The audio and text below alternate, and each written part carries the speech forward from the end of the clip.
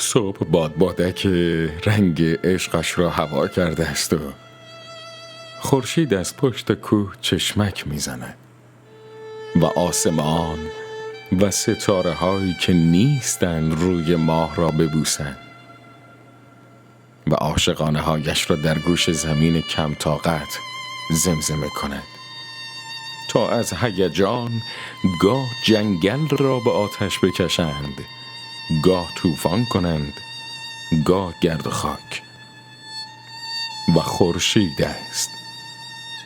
و خورشید است که از خنده ریسه می رود و شامگاه در مغرب ناپدید می شود.